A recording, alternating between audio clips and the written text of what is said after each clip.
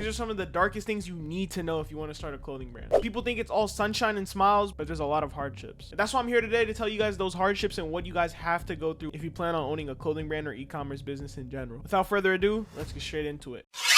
Now, one of the biggest issues with owning a clothing brand is having defective products. I'm gonna show you guys something right now. You guys see the product, it looks good and all, but you see this cut right here, sliced through the puff print, and it's honestly one of the most demotivating things. And I can explain why this even happened. It's not my manufacturer's fault if you guys want to believe it or not. So when you're importing a lot of things from these overseas countries from your manufacturers, because most of the time your manufacturers will be based in Pakistan, Italy, or China, there's a lot of issues when it comes to customs. What the Customs and Border Patrol does, they take the box, they have their box cutters, and they open the boxes, and sometimes they really ruthless and careless with the box, and they go ahead and slice through some clothing. So it's like, it's become a thing where like every other box now, I guess sometimes I'll have a sliced piece of clothing because of the customs, and it's honestly really demotivating because it cuts my profits and cuts the money I overall make. So these are one of the things you have to deal with a clothing brand: defective products. And it's the worst when you're running a pre-order, because you're just fulfilling orders that people have already paid you for, and most of the times if you have defective products, you have to refund them because you don't have the products to ship out. So it's just one of those things that are really demotivating when it comes to this clothing. You just always have to calculate your defects into your profits and your overall revenue when you're going ahead and doing that. Most of the time though, manufacturers will replace this. Even though it's customs false, your manufacturer will replace, which is a good thing. But it's also one of those things, like if you're doing a pre-order, you already refunded the customer. You're not going to make them wait another 2 months for the product. So it's one of those things that can be a little frustrating sometimes. The next thing in this clothing space is that the market is actually very saturated. So you have to actually try to stand out to be able to make sales in this, because if you're doing the same thing as everybody else, you're not going to make sales. And it's getting harder than ever to be able to stand out, because how many people are starting a brand now? So you have to actually sit there and lock in on a design and come up with something creative. I came up with these jeans and I thought it was very creative. It's these jeans that have reflective printing all over it. So these are reflective. I'll put a video on screen. These are reflective, and it's something different in the market to shake it up a little bit. So just come up with something original and different. Now, some of the next things that are annoying is shipping. A lot of the times when you're shipping, USPS or UPS will lose your package sometimes. Like I've recently had like 10-15 packages just get lost, and I have to refund those orders, and that's really demotivating because I can't control that. So it's honestly one of those things you also have to be wary about, is shipping. Be prepared for it. You will lose some packages. It happens to all of us. It's just one of those things you can't control. Make sure you guys have a good return address. That was my biggest mistake. I didn't have a good return address. I was using a random address because I didn't think it would get lost, but now I have a PO box, and I recommend you guys do get a PO box. You guys don't have to show your home address when you're shipping out stuff. One of the biggest things that people don't realize is spending. Your spending is going to be insane in the beginning. You're going to be spending a lot of money testing stuff out, figuring stuff out, and you're going to be losing money in the beginning. It's just gonna happen. It might not be as bad as what happened to me, with me losing money on my first ever drop that I ever did. I lost about $150 on my first drop, and you guys could understand, I was working a 9 to 5, and that $150 meant a lot to me. So obviously I was very demotivated about it, but I kept going and kept pushing through, and eventually it did pay off. And with other stuff too, with just like advertisements and etc., paying for designs, all that stuff adds up, and it's not cheap. So be ready to spend some money when you're going into this. Another thing that people don't realize in this space is that you will get hate on TikTok. I don't know if it's just me personally, but in the beginning of my brand, both of my brands, I got so much hate and still get so much hate in TikTok. And it's no other platform but TikTok, because I guess the community is a lot younger on TikTok and they just hate for a living. So you have to prepare yourself mentally to just take on that hate and just understand it's a part of the process, because once you make it and once you blow up, people will respect your name and you won't get hated as much. Another thing people don't really talk about is the ongoing manufacturer scammers. There's a lot of manufacturers that scam, and it's honestly heartbreaking to see that people can get scammed because of these fake manufacturers just taking over the space and trying to take people's hard-earned money. And I know you guys are gonna be like, why don't you just give us your manufacturer? You guys have to understand that slows down my production for my business, and that's just very valuable information that every big brand owner keeps to themselves. They don't really like giving it out. I do have a list that you guys can look at. I'll leave the link for it in the description below, and it has 7 high-quality trusted manufacturers that you can work with and you will get good products with. These are people that I've worked with in the past, and one of them I still do work with them, so they all have my vouchers. Now, another thing that you have to know in this space is that if you do have a good product and a good design, people will copy you. And I know it's frustrating to see people copy you, and there's not much you can really do about it. You just have to outmarket them and keep up with the competition. People are gonna try to steal your flow no matter what you do. I've dealt with it a lot, and it really does upset me, but it's just something you have to accept when you come into this clothing space. I want you guys to understand this though. Yeah, there's all these things that can go wrong in your brand, and there's all these things that can happen, but I just want you guys to work as hard as possible and put your mind to it and actually sit there and just try to learn about about the industry and put all the effort you can, and I promise you, you will see results. This industry is one of those things, like the more you put in, the more you return you will get. So just put the work in and take the time to research about this industry and let the rest happen on its own. And one final thing I want to talk about is your video will not blow up right away. You guys have to understand that this stuff takes time